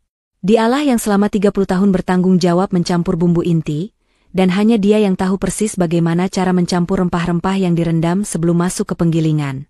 Karina, dengan gelar mbahnya, telah mengganti Mbah Darmi dengan mesin pengaduk otomatis dan seorang ahli kimia muda. Ponsel Mbah Darmi berdering. Suaranya terdengar lelah. Halo, Nak Harun. Ada apa? Mbah, ini Ratna. Saya butuh bantuan Mbah. Di mana Mbah sekarang? Tanyaku lembut. Terdengar Mbah Darmi menarik napas panjang. Nyonya Ratna? Enduk. Saya sudah sebulan tidak bekerja. Karina bilang saya sudah tua dan tidak efisien. Saya di rumah saja, memandangi tanaman jahe saya. Ada nada sedih yang kentara di suaranya. Mbah Darmi, kataku, suaraku kembali tegas seperti saat memimpin pabrik. Mbah tidak tua. Mbah adalah jiwa dari keripik kita. Karina hanya tahu mesin. Dia tidak tahu seni meramu. Mbah mau membantu saya kembali. Mbah, kita akan mulai dari nol, di tempat rahasia, dan kita akan tunjukkan pada mereka apa itu rasa sejati. Mbah Darmi terdiam. Aku bisa membayangkan matanya yang tua kini kembali menyala. Di mana, Nyonya? Dimanapun Nyonya berada, saya siap. Saya tidak peduli uang. Saya peduli pada rasa keripik yang sudah saya jaga separuh hidup saya. Aku tersenyum puas. Harun dan aku saling tatap. Sama-sama tahu bahwa kami baru saja merekrut jenderal pertama dalam perang ini. Aku memberikan alamat gudang Gunung Kidul, meminta Mbah Darmi datang sore itu, dan berjanji akan menjemputnya nanti. Aku juga berjanji akan menggaji Mbah Darmi 2 kali lipat dari gaji yang pernah ia terima dari pabrik lama. Insight ke-11, jangan pernah meremehkan kekuatan orang tua yang dicampakkan oleh generasi muda yang sombong. Pengalaman dan kesetiaan tidak bisa dibeli dengan gelar sarjana atau mesin baru. Sementara menunggu kiriman Pak Joyo, kami mulai membersihkan gudang secara total. Aku menyeka debu dari meja uji coba Sudi, sementara Harun memeriksa generator. Harun menemukan satu set penggorengan besar, tabung gas ukuran 12 kg, dan alat pengiris kentang manual di balik tumpukan karung goni. Sudi benar-benar menyiapkan segalanya untuk memulai produksi skala kecil. Kita tidak bisa langsung mengalahkan pabrik, Ratna. Kita harus fokus pada kualitas dan eksklusivitas, kata Harun, menyeka keringat. Aku mengangguk. Strategi kami adalah, bukan kuantitas, tapi mutu. Kami akan menjual keripik yang rasanya seperti dulu, sebelum Karina mengubah semua resep demi efisiensi biaya. Humor muncul saat Harun mencoba mengoperasikan alat pengiris kentang. Alat itu sudah tua dan berkarat. Harun harus mengayunkan tangannya dengan keras. Wah, ini latihan otot. Ratna, dulu Sudi bilang, ini adalah mesin fitness gratis bagi karyawan. Aku tertawa terbahak-bahak, tawa pertamaku yang tulus sejak pemakaman. Tawa itu terasa melegakan, memecah beku di dada, dan itu adalah tanda bahwa Ratna yang lama perlahan kembali. Sore hari, mobil pickup Pak Joyo datang, membawa karung-karung cengkeh yang sangat harum. Aku menyerahkan uang tunai, dan Pak Joyo menatapku. Nyonya Ratna, saya turut berduka. Tapi saya senang, Nyonya terlihat lebih kuat sekarang. Naga itu tidak pernah mati, Nyonya. Dia hanya pindah gua. Kata-katanya sangat membesarkan hati. Tak lama setelah itu, Harun menjemput Mbah Darmi. Mbah Darmi datang, membawa tas kain kecil yang berisi pisau kesayangannya dan 2 bungkus bumbu rahasia yang ia selamatkan saat dipecat Karina. Aku memeluk Mbah Darmi. Air mata mengalir di pipinya. Saya sangat merindukan bau bumbu ini, Nyonya. Karina hanya tahu perasa instan. Dia merusak semua yang sudah kita bangun. Mbah Darmi langsung mengambil alih meja uji coba Sudi. Dia mulai mencampur bahan-bahan yang kami beli dari pasar lokal. Bau harum rempah-rempah yang khas, yang sudah lama tidak kucium, langsung memenuhi gudang. Bau itu adalah janji, bau itu adalah rumah. Malam itu, kami membuat batch uji coba pertama keripik naga Jogja rasa asli. Aku memotong kentang, Harun menggoreng, dan Mbah Darmi meracik bumbu. Kami bekerja seperti 3 orang tua yang baru menemukan gairah hidup mereka kembali. Kami tidak bicara banyak, hanya fokus pada pekerjaan, terhanyut dalam ritme yang sudah kami kenal puluhan tahun. Saat keripik matang dan didinginkan, aku mengambil sepotong pertama. Bunyi kriuknya renyah sempurna, dan saat masuk ke mulut rasa itu. Rasa asli yang gurih, pedas manis, dan harum rempah yang pekat. Aku memejamkan mata. Ini dia. Rasa yang hilang dari pabrik Karina. Insight ke-12. Untuk mengalahkan ambisi yang serakah, kamu tidak butuh uang yang lebih banyak. Kamu hanya butuh kualitas yang tak tertandingi dan tidak bisa dipalsukan. Ini sempurna, Mbah. Ini rasa yang kita rindukan. Kataku, air mata hangat mengalir. Mbah Darmi tertawa kecil, bangga. Harun juga ikut mencicipi dan mengangguk puas. Rencana kami untuk babak 6 ini kini lengkap. Kami memiliki markas, kami memiliki uang tunai, kami memiliki resep, dan kami memiliki pasukan pertama, aku, otak dan pemilik resep, Harun, logistik dan tangan kanan, dan Mbah Darmi, jiwa dan rasa. Besok, kami akan mulai merekrut pasukan pasar, orang-orang yang harus kami yakinkan untuk meninggalkan keripik naga versi Karina. Gaun sutra yang tadi pagi Dito beli, dan hampir ia buang di Jalan Sudirman, kini memeluk tubuhku dengan elegan, diwarnai cahaya chandelier Hotel Bintang 5 di kawasan Senayan. Aku berdiri di ruang serbaguna hotel mewah itu, yang diubah menjadi tempat pemberkatan privat yang sangat eksklusif. Suasana di sini formal dan sangat tenang, hanya dihadiri oleh notaris, pengacara Arga, Maya sebagai saksi dari pihakku, dan beberapa kerabat dekat Arga. Tidak ada orkestra megah, tidak ada deretan bunga mawar yang berlebihan. Hanya sumpah perjanjian yang dingin dan tulus, disaksikan oleh perwakilan hukum dan Tuhan. Di pelukanku, Rara dan Rere tertidur pulas dalam pelukan Maya. Sungguh pemandangan yang aneh. Wanita yang baru diceraikan secara brutal, kini menikah lagi dengan seorang CEO, hanya dalam waktu 2 minggu. Aku menatap pantulanku di cermin besar. Aku terlihat cantik, tenang, dan sangat berkuasa. Gaun itu, yang seharusnya menjadi simbol pernikahan pertamaku yang gagal, kini menjadi seragamku untuk pertempuran kedua. Aku tersenyum tipis. Betapa ironisnya takdir di Jakarta ini. Saat Arga berjalan ke arahku, aku melihatnya bukan sebagai suami, melainkan sebagai sekutu yang memberikan perlindungan dan kesempatan. Dia mengenakan jas yang pas, terlihat sangat berwibawa, namun di matanya ada kehangatan dan kesedihan yang tak terucapkan, mengingatkanku pada putrinya yang telah tiada. Ini membuatku merasa lebih nyaman. Kami berdua adalah orang yang terluka, mencari penyembuhan dalam sebuah perjanjian. Kamu terlihat luar biasa, Vina, bisiknya saat ia berdiri di sampingku. Kamu juga, Arga. Siap untuk sandiwara terbesar dalam hidup kita? Balasku, membalas bisikannya dengan nada tenang. Dia hanya tersenyum dan mengangguk. Kami berdua tahu, pernikahan ini adalah sebuah deklarasi perang. Upacara itu berlangsung singkat, dingin, penuh kalimat hukum yang dibacakan dengan hikmat. Tidak ada janji cinta yang abadi, hanya janji perlindungan hukum dan kerja sama strategis. Ketika tiba saatnya bertukar cincin, Arga mengeluarkan sepasang cincin berlian yang sangat sederhana, tetapi jelas sangat mahal.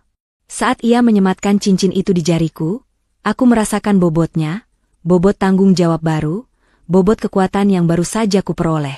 Setelah upacara selesai dan dokumen-dokumen ditandatangani, Arga menoleh padaku. Ia tersenyum, bukan senyum CEO, melainkan senyum seorang ayah. Selamat datang kembali, Vina. Selamat datang di tim. Kemudian, ia berjalan menuju Maya, yang sedang menggendong si kembar. Maya menyerahkan Rara dan Rere kepadanya. Arga menggendong kedua bayi itu dengan sangat hati-hati, dengan kehangatan yang membuat hatiku berdesir. Rara dan Rere, yang biasanya akan rewel jika digendong orang asing, kali ini terlihat tenang, seolah mereka tahu, di pelukan pria ini, mereka aman. Insight ketiga menghantamku. Perlindungan sejati terkadang datang dari orang asing yang memiliki hati tulus, bukan dari keluarga yang memiliki darah yang sama. Maya segera menghampiriku, matanya berkaca-kaca. Astaga, Vina. Aku menangis. Ini benar-benar membuatku terharu. Meskipun ini cuma kontrak, tapi aku lihat bagaimana tatapan Arga ke si kembar. Dia benar-benar pria yang baik, Vin. Aku tahu, Mei, kataku, memeluknya. Tapi kita tidak boleh lupa tujuannya. Humor kembali datang saat Maya mengambil alih kendali publikasi. Tenang. Sekarang bagianku, ujar Maya, mengambil ponselnya. Aku sudah pre-order 2 influencer gosip paling top di Jakarta.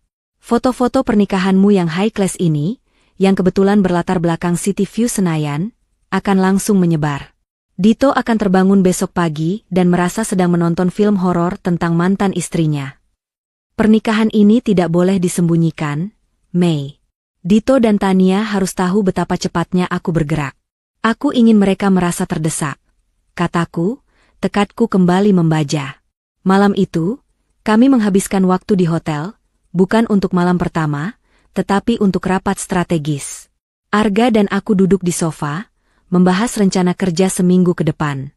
Aku akan secara resmi pindah ke posisi asisten pribadi CEO, dan mulai bertugas di kantor pusat di SCBD, yang terhubung dengan Tamrin, minggu depan. Rara dan Rere akan tinggal di rumah baru di Kemang yang sudah disiapkan. Rumah yang jauh lebih besar, lebih aman, dan lebih nyaman daripada rumah yang Dito dan aku tinggali di Jakarta Selatan dulu. Taktik perang terbaik seringkali datang bukan dari ruang rapat mewah, tetapi dari meja reot di gudang berdebu. Pagi itu, setelah menyelesaikan produksi kecil keripik, rasa asli, pertama kami, aku, Harun, dan Mbah Darmi duduk mengelilingi kotak besi sudi. Aroma kentang goreng dan rempah-rempah yang hangat mengalahkan dinginnya udara Gunung Kidul. Kami sudah memiliki produk unggulan, sekarang kami butuh gerbong-gerbong kereta yang akan membawa kami ke pusat perbelanjaan. Karina pasti memasang mata dan telinga di setiap sudut pabrik lama, memantau pergerakan distributor resmi. Kami tidak bisa menghubungi mereka secara terbuka. Kami membutuhkan orang-orang yang hanya loyal pada Sudi dan aku, orang-orang yang merindukan kualitas, bukan hanya gaji. Buku besar rahasia Sudi telah mencatat sekitar 20 pedagang kaki lima dan pemilik toko oleh-oleh kecil yang terdaftar sebagai kontak emas Ratna. Kita butuh Mbak Tutik, kataku, mengetuk nama di buku itu. Mbak Tutik adalah pedagang legendaris di kawasan Malioboro. Jika keripikku laris di sana, seluruh Jogja akan tahu. Harun, kamu yang atur pertemuan. Jangan di tempat yang mencolok. Cari angkringan yang sepi, yang buka dini hari, atau sore hari menjelang maghrib. Kita harus bergerak seperti hantu. Harun mengangguk. Dia mengerti bahwa drama ini bukan hanya soal bisnis, ini soal harga diri. Dia kemudian pergi untuk menyamar. Dalam operasi senyap ini, Harun akan berpura-pura menjadi distributor lama yang ingin mencarikan produk alternatif untuk dijual di pasar gelap. Ia tidak boleh menyebut namaku. Sambil menunggu kabar dari Harun, aku dan Mbah Darmi mulai fokus pada pengemasan. Keripik, rasa asli, Ini tidak akan kami kemas dengan logo keripik naga Jogja yang besar. Mbah Darmi menyarankan, kita pakai kemasan polos saja, Nyonya. Warna kertas coklat daur ulang. Tulis tangan kecil saja, keripik rasa legendaris. Aku menyukai ide itu. Kemasan sederhana itu justru memberikan kesan eksklusivitas, seolah-olah produk ini hanya untuk mereka yang tahu rahasia. Insight ke-13. Terkadang, cara terbaik untuk menarik perhatian adalah dengan tidak menarik perhatian sama sekali. Karina fokus pada kemasan mengilap dan branding modern. Kami fokus pada kualitas yang berbicara sendiri di balik kemasan sederhana. Ini adalah senjata psikologis. Sore harinya, Harun kembali dengan wajah yang penuh keringat tetapi mata berbinar. Berhasil, Ratna. Saya sudah menghubungi 7 orang bakul emas kita.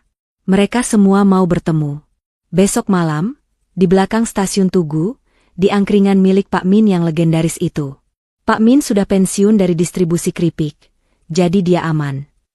Angkringan Pak Min. Aku tersenyum. Sudi sering mengajakku ke sana setelah bekerja, tempat di mana ide-ide besar seringkali muncul di tengah asap sate usus. Bagus. Siapkan 1 keranjang penuh keripik rasa legendaris. Ini adalah amunisi kita, kataku. Malam itu, aku tidak bisa tidur. Aku merasa seperti ibu yang mengirimkan anaknya untuk ujian pertama. Aku tahu kualitas keripik itu luar biasa, tapi aku harus meyakinkan para pedagang yang pragmatis. Pertemuan itu terjadi menjelang maghrib. Langit Jogja mulai berwarna jingga keunguan. Aku dan Harun tiba lebih awal di angkringan Pak Min, sebuah tempat yang remang-remang, jauh dari keramaian utama. Aku mengenakan pakaian yang sangat sederhana, layaknya seorang ibu rumah tangga biasa, agar tidak menarik perhatian. Satu persatu, para bakul datang. Mereka adalah wajah-wajah yang kukenal selama 20 tahun. Mbak Tutik yang selalu ramai, Mas Eko si pendiam dari Tugu, dan Bu Siti yang lincah. Mereka menyalamiku dengan canggung, setengah hormat, setengah terkejut melihatku berada di tempat itu setelah drama pemakaman. Nyonya Ratna, kami turut berduka.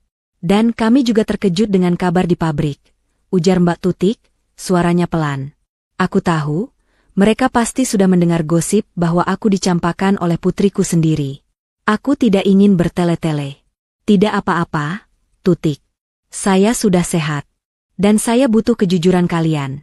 Kataku, suaraku tenang dan berwibawa.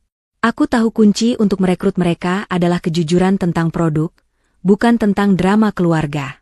Bagaimana penjualan keripik naga Jogja yang baru? Tanyaku langsung. Mas Eko, si pendiam, akhirnya angkat bicara. Maaf Nyonya, kami harus jujur. Dalam sebulan terakhir, banyak keluhan. Katanya rasanya hambar, bumbunya tidak meresap, dan keripiknya terlalu tebal. Mereka bilang, keripik naga Jogja yang dulu sudah mati. Bu Siti menambahkan, kami kehilangan pelanggan setia, Nyonya. Mereka bilang keripik naga versi baru itu, keripik pabrik, bukan keripik hati. Humor muncul ketika Mbak Tutik tiba-tiba mencomot sate telur puyuh di depannya. Karina tidak mengerti, Nyonya.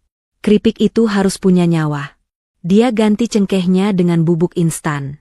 Saya saja sudah sebulan ini menyarankan pelanggan beli produk lain, katanya sambil mengunyah dengan ekspresi masam. Sikap jujur mereka yang blak-blakan ini membuatku merasa dekat. Mereka mungkin hanya pedagang kecil, tetapi mereka adalah barometer rasa sejati di pasar. Bagus. Terima kasih atas kejujuran kalian, ujarku, menghela napas panjang.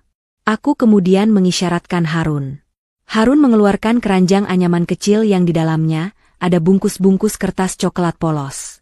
Saya tidak datang untuk mengeluh. Saya datang untuk memberikan solusi. Ini, kataku, menyodorkan 1 bungkus ke Mbak Tutik.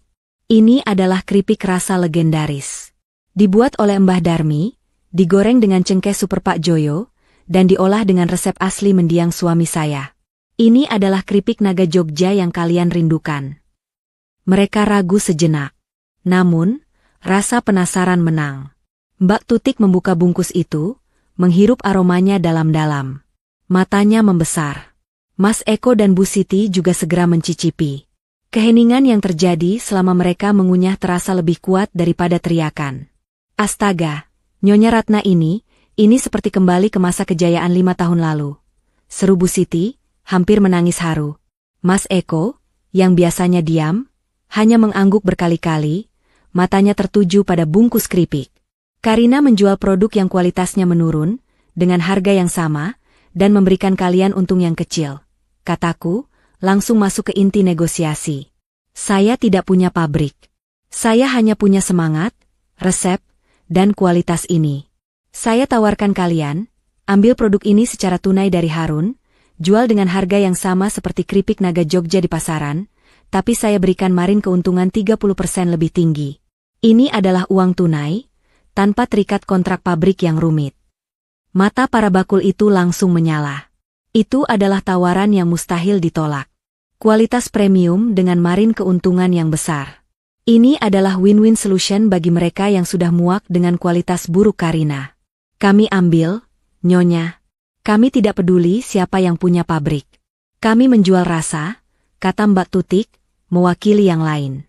Insight ke-14, kualitas dan komisi yang adil adalah dua bahasa universal yang mengalahkan surat perjanjian warisan manapun. Rapat rahasia itu berakhir dalam waktu kurang dari 1 jam. Mereka setuju untuk memulai operasi senyap ini. Mereka akan menjual keripik kemasan coklat polos ini di antara produk lain, hanya menawarkan kepada pelanggan yang mengeluh tentang keripik naga yang baru. Keesokan harinya, operasi senyap resmi dimulai. Harun, mengemudikan mobil pikapnya yang tua dan tidak mencolok, pergi ke titik-titik temu rahasia untuk menyalurkan batch pertama keripik kami. Aku tinggal di gudang bersama Mbah Darmi, memproduksi keripik dengan resep cabai hijau. Resep baru itu, cabai hijau, adalah mahakarya Sudi. Rasanya segar, pedasnya tidak menyengat, tetapi ngangeni, membuat rindu. Kami mengemasnya dalam bungkus yang sedikit berbeda, khusus untuk toko-toko oleh-oleh yang lebih modern, yang juga diam-diam telah dihubungi Harun. Ini adalah serangan di 2 lini, pasar tradisional, rasa asli, dan pasar modern, rasa cabai hijau. Aku menerima laporan pertama dari Harun melalui sambungan telepon dari kantor pos terdekat. Ratna, permintaan untuk rasa legendaris Mbak Tutik laku keras. Stoknya habis. Dia minta 2 kali lipat untuk besok. Aku tersenyum lebar. Di pabrik lama, Karina mungkin sedang menyusun rencana bisnis tahunan di ruang ber-AC-nya, sibuk memikirkan cara mengurangi biaya bahan baku. Dia tidak akan pernah menyadari bahwa di sudut pasar yang gelap, nyawa perusahaannya perlahan-lahan kembali ke tangan seorang ibu yang ia buang. Aku mengambil sepotong keripik cabai hijau yang baru matang. Rasanya pedas, tetapi manis di akhir. Persis seperti hidupku sekarang. Sulit dan menyengat di awal, tetapi aku tahu, aku akan mendapatkan kemanisan di babak penutup nanti. Karina, kau memaksaku bertarung di usianku yang seharusnya menikmati pensiun. Aku akan memberimu pertarungan yang setimpal. Dalam perang dagang, keheningan adalah pedang yang lebih tajam daripada teriakan. Setelah operasi senyap dimulai, aku menanti kabar dari Harun dengan perasaan campur aduk antara cemas dan gembira. Laporan awal dari 7 bakul emas kami sangat memuaskan. Keripik, rasa legendaris, laku keras dan pelanggan lama berebut mencari kemasan coklat polos itu.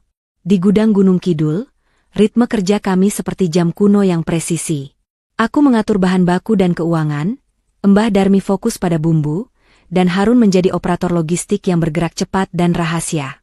Kami bekerja keras, memproduksi hingga 100 kg keripik setiap hari. Angka ini memang kecil dibandingkan kapasitas pabrik Karina, tetapi dampaknya di pasar jauh lebih besar. Kualitas memiliki daya ungkit yang lebih kuat daripada kuantitas. Pelanggan tidak membeli keripik karena logo baru yang mengilap, mereka membeli karena pengalaman rasa yang otentik. Dan pengalaman itu telah lama hilang dari keripik naga Jogja versi Karina. Butuh waktu 3 hari bagi Karina untuk mencium bau keanehan ini. Pabriknya masih berjalan seperti biasa. Mesin-mesin berderu, menghasilkan ribuan bungkus keripik yang seragam dan hambar. Namun, laporan penjualan mingguan mulai menunjukkan anomali. Harun mendapatkan informasi ini dari seorang kenalan lamanya, seorang kepala gudang di pabrik Karina yang masih bersimpati padaku. Ratna, Karina mengadakan rapat darurat. Dia marah besar. Penjualan keripik rasa asli anjlok drastis di kawasan Malioboro dan Tugu. Tapi yang aneh, tidak ada produk pesaing besar yang masuk. Dia bingung. Dia mengira aku dibuang tanpa uang dan tanpa koneksi, dan dia pasti menyalahkan dirinya sendiri karena mengubah resep begitu drastis. Dia tidak akan pernah menduga bahwa ibunya yang berusia 50 tahun, yang seharusnya sibuk merangkai bunga di rumah, sedang menggerakkan jaringan gelap dari gudang terpencil. Humor muncul saat aku dan Mbah Darmi membahas reaksinya. Coba lihat dia, Mbah. Gelar sarjana manajemen dari luar negeri, tapi kalah sama rasa bumbu yang Mbah racik di wajan bekas, kataku sambil terkekeh. Mbah Darmi hanya menggelengkan kepala. Anak muda sekarang terlalu percaya pada angka di komputer. Nyonya, tidak percaya pada lidah pelanggan. Tawa kami berdua menjadi obat penawar terbaik untuk lelah yang mendera. Karina mulai mengirimkan tim pengawas ke pasar-pasar tradisional. Tujuannya, mencari tahu mengapa konsumen menolak produknya. Tim pengawas itu mulai melihat bungkus-bungkus coklat polos bertuliskan keripik rasa legendaris muncul di rak-rak toko. Disinilah kecerdasan strategi Sudi dan kesetiaan bakul teruji. Mbak Tutik, saat ditanya oleh tim pengawas, dengan santai menjawab, "Oh, itu keripik produksi rumahan dari nenekku. Hanya dijual untuk pelanggan tertentu yang rewel soal rasa. Tidak ada hubungannya dengan keripik naga Jogja." Para bakul menjual kebohongan kecil itu dengan sempurna. Mereka tahu, jika mereka membocorkan rahasia ini, mereka akan kehilangan keripik berkualitas tinggi dengan margin keuntungan yang menggiurkan. Loyalitas yang kubangun dengan kualitas dan keadilan terbukti jauh lebih kokoh daripada ancaman pemutusan kontrak Karina. Aku tahu, Karina tidak akan diam saja. Instingku mengatakan, dia akan melakukan dua hal, meniru produk pesaing atau mencoba melacak sumbernya. "Harun, besok kamu harus menghentikan pengiriman untuk sementara," kataku. Harun terkejut. "Kenapa, Ratna? Justru ini saat kita harus tancap gas." "Tidak, Harun. Logistikmu terlalu mencolok. Karina akan melacak pikap tua itu. Kita harus ganti strategi," jelasku. "Sekarang saatnya kita menggunakan serangan balik psikologis." Aku meminta Harun membeli 1000 bungkus keripik naga Jogja yang diproduksi pabrik Karina. Rencanaku terdengar gila, bahkan bagi Mbah Darmi. "Nyonya, mengapa kita harus membeli produk busuk dia?" tanya Mbah Darmi. "Kita akan memberinya pelajaran, Mbah." "Pelajaran tentang kualitas dan integritas?" jawabku, tersenyum misterius. Di malam hari, setelah produksi selesai, aku menjalankan langkah strategis selanjutnya. Aku menyuruh Harun menyiapkan 100 paket khusus, masing-masing berisi 2 bungkus. 1 bungkus keripik naga Jogja, versi Karina, dan 1 bungkus keripik rasa legendaris, versi kami. Aku menulis surat pribadi, bukan di kertas mahal, tapi di secari kertas buku tulis biasa. "Karina, kamu telah mengambil rumah dan pabrikku. Aku tidak marah. Aku hanya sedih karena kamu telah mengambil rasa dari produk ayahmu. Buka kedua bungkus ini. Cicipi. Yang satu hambar dan berlebihan bumbu instan, yang satu lagi adalah jiwa yang dibangun ayahmu. Bisnis ini bukan tentang mesin, nak. Ini tentang hati ibumu." Pesan itu pendek, menusuk, dan tanpa ancaman. Aku meminta Harun mengirimkan paket-paket ini secara rahasia. Targetnya bukan hanya Karina. Targetnya adalah semua pemegang saham kecil, dewan direksi lama yang sempat dipecat Karina, dan beberapa influencer makanan di Jogja yang dulu sering kami ajak kerjasama. Harun terkejut. Ini seperti menampar wajah mereka dengan kejujuran. "Ratna?" "Memang, Harun. Biarkan mereka mencicipi. Biarkan mereka membandingkan. Biarkan mereka tahu bahwa ada keripik asli yang beredar, dan keripik yang mereka miliki saat ini adalah palsu," kataku. Insight ke-16. Musuhmu mungkin memiliki uang dan kekuasaan, tetapi mereka rentan terhadap kritik yang dilontarkan dari dalam dan oleh orang-orang yang jujur. Keesokan harinya, paket-paket itu mulai didistribusikan secara senyap. Serangan psikologis ini dirancang untuk memecah belah kepercayaan internal di pabrik Karina, bukan hanya di pasar. Jika pemegang saham dan dewan direksi mulai meragukan kualitas produk dan kemampuan Karina, stabilitasnya akan retak dari dalam. Aku duduk di gudang, menatap ke arah horizon Gunung Kidul yang luas. Aku tahu, besok atau lusa, badai besar akan datang. Karina akan tahu aku masih hidup, Dan yang lebih penting, dia akan tahu bahwa aku yang bertanggung jawab atas kehancuran kecil yang terjadi pada penjualan keripiknya. Dugaan bahwa badai akan datang selalu lebih menenangkan daripada badai itu sendiri. 2 hari setelah paket-paket pembanding keripikku didistribusikan, Harun datang membawa kabar yang kami tunggu. Karina mengamuk di pabrik. Dewan direksi lama, yang sudah dipecat atau dipinggirkan Karina, mulai menelepon, menanyakan tentang keripik rasa legendaris, dan mempertanyakan kebijakan efisiensi yang menurunkan kualitas. Pengkhianatan yang paling menyakitkan adalah pengkhianatan dari indera perasa.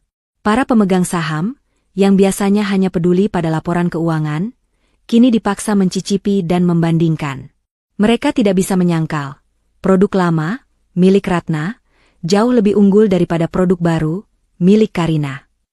Karina, yang terlalu percaya pada kecanggihan teknologi dan gelar sarjananya, tidak pernah menyangka ibunya akan menggunakan cara kampungan dan berkelas sekaligus. Dia menyangka aku akan datang merengek. Sebaliknya, aku datang menyerang dari titik terlemahnya, kualitas produk dan integritas di mata investor.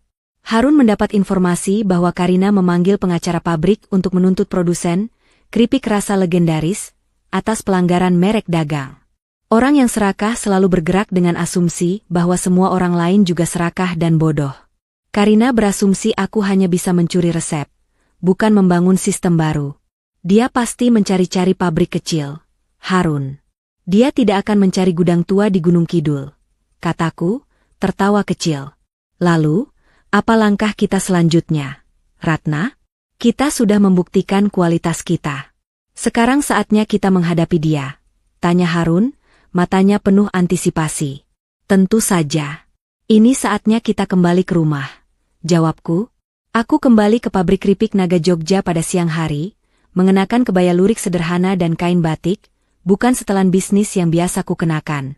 Aku tidak datang sebagai pemilik, tetapi sebagai ibu yang membawa kebenaran. Harun menemaniku, membawa tas selempang yang berisi satu-satunya dokumen yang kupunya, sertifikat hak milik, SHM, yang disiapkan Sudi. Kami melewati gerbang, dan para penjaga keamanan, wajah-wajah lama yang mengenalku selama puluhan tahun, langsung berdiri tegak memberi hormat. Mereka terkejut dan senang melihatku. Kekuatan cinta dan loyalitas memang selalu lebih unggul dari kekuasaan sementara. Kami langsung menuju ruang direksi, di mana Karina sedang mengadakan rapat darurat dengan pengacaranya. Aku mendorong pintu itu tanpa mengetuk. Selamat siang, kataku. Suaraku tenang, tetapi memegang otoritas yang sudah lama kurindukan. Karina terlonjak dari kursinya. Wajahnya langsung pucat dan memerah secara bergantian. Ibu, apa yang ibu lakukan di sini? Bagaimana ibu bisa masuk? Serunya, nadanya campuran amarah dan rasa bersalah yang tersembunyi. Aku datang mengunjungi putriku, yang lupa bagaimana cara menghormati mendiang ayahnya dengan menjaga kualitas bisnisnya. Jawabku dingin. Pengacara Karina menatapku dengan tatapan waspada. Kami sedang rapat penting, Bu. Silakan keluar, atau saya panggil keamanan, ancam Karina. Humor muncul saat aku melirik pengacara itu. Silakan, Nak, panggil saja keamanan. Aku yakin mereka lebih hormat padaku daripada padamu, kataku dengan senyum tipis.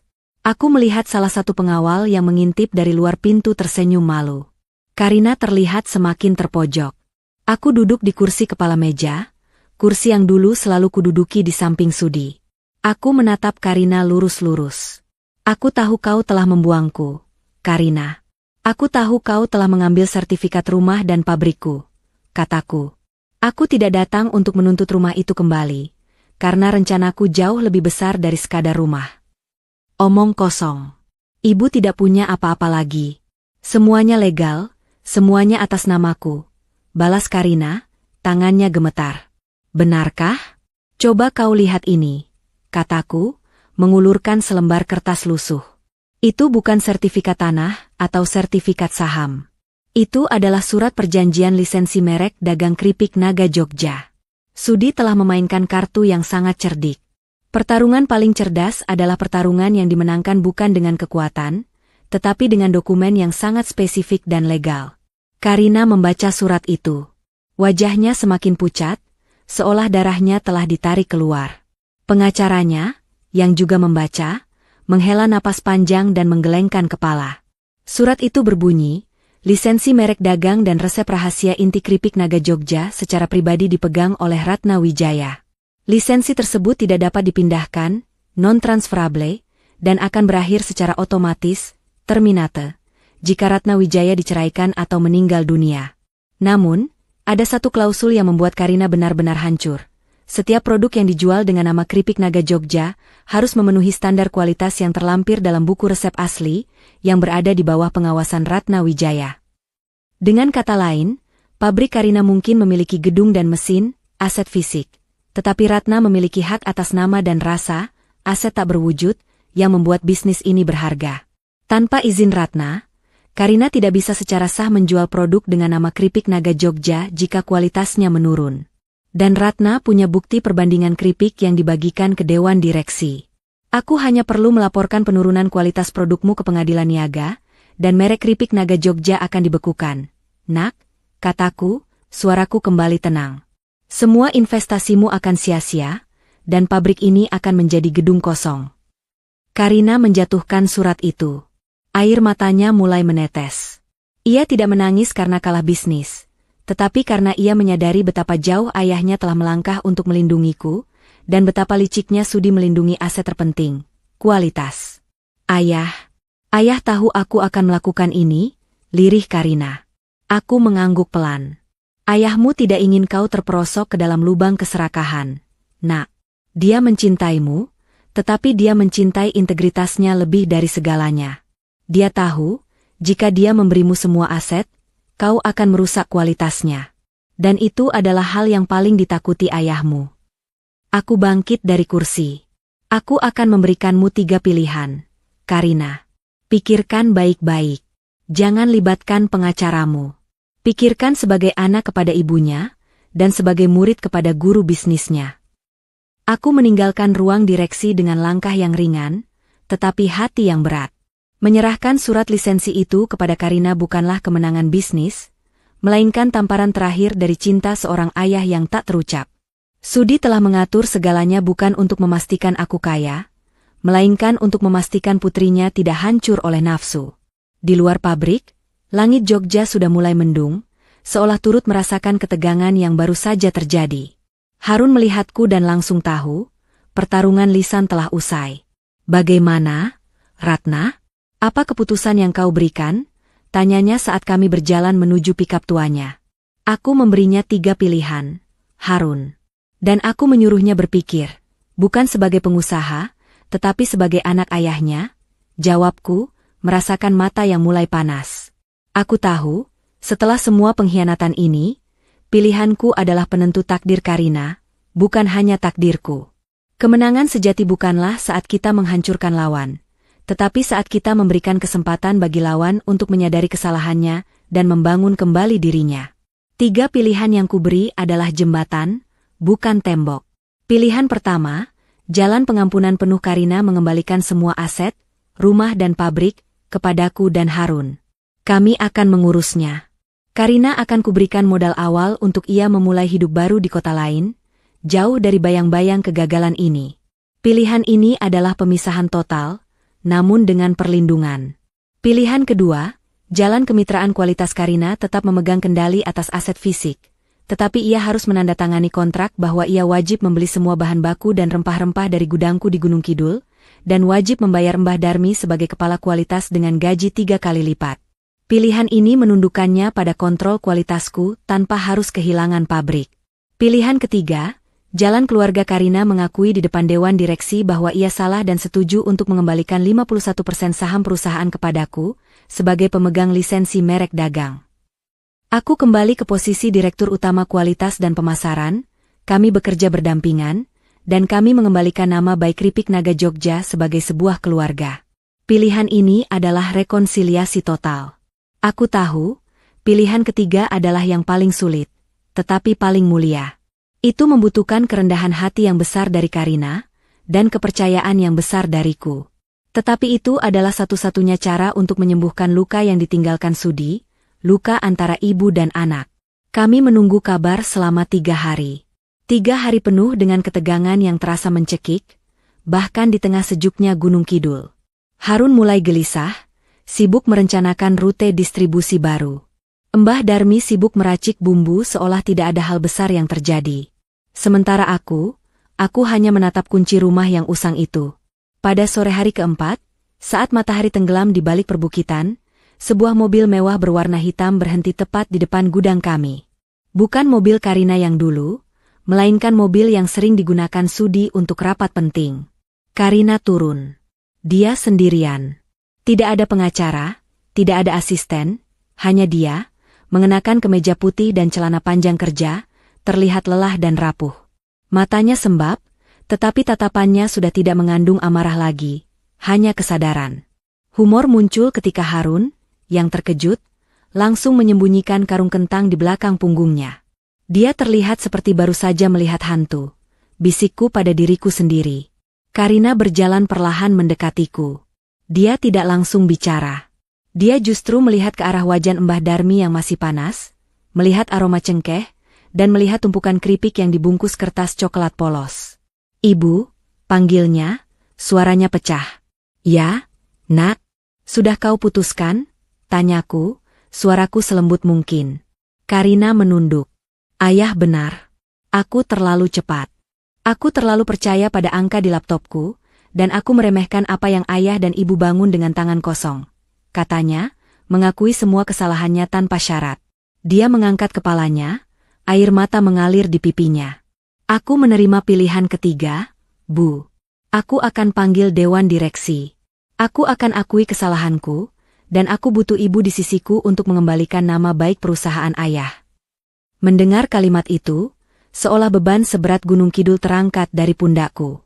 Ini bukan hanya tentang bisnis, ini adalah tentang anakku yang kembali. "Kenapa kau memilih yang paling sulit, Nak?" tanyaku. "Karena ayah tidak membuang ibu ke jembatan itu karena kebencian. Ayah membuang ibu karena ayah tahu ibu akan kembali dengan kualitas yang lebih baik, dan itu adalah satu-satunya cara untuk menghentikanku," jawab Karina, menangis terseduh-seduh. "Aku menyesal telah membuang ibu. Aku menyesal telah menukar cinta ibu dengan selembar sertifikat." Aku bangkit, berjalan mendekatinya, dan memeluknya erat-erat. Itu adalah pelukan yang kurindukan sejak pemakaman Sudi. Pelukan itu beraroma cengkeh, minyak goreng, dan air mata penyesalan. "Pulang, Nak. Kita hadapi semuanya bersama," bisikku di telinganya. Seminggu kemudian, aku dan Karina berdiri bersama di ruang direksi. Aku kembali mengenakan kebaya lurik dan kain batik. Karina telah mengumumkan pengunduran dirinya sebagai CEO dan menyerahkan kendali mayoritas kepadaku. Aku tidak mengambilnya untuk diriku sendiri, tetapi untuk integritas Sudi. Aku menunjuk Karina sebagai direktur operasional dan pemasaran, menempatkannya pada posisi yang tepat untuk belajar dari kesalahan. Aku kembali ke posisi direktur utama.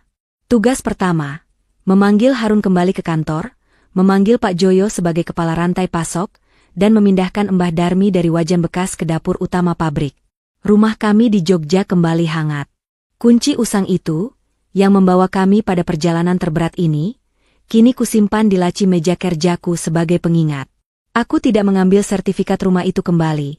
Aku memberikannya kepada Karina, dengan satu syarat, ia harus menjadikannya tempat yang penuh cinta, bukan tempat yang penuh keserakahan. Warisan sejati bukanlah apa yang tertulis di atas sertifikat, melainkan apa yang tertanam di dalam hati dan apa yang kita ajarkan kepada anak-anak kita.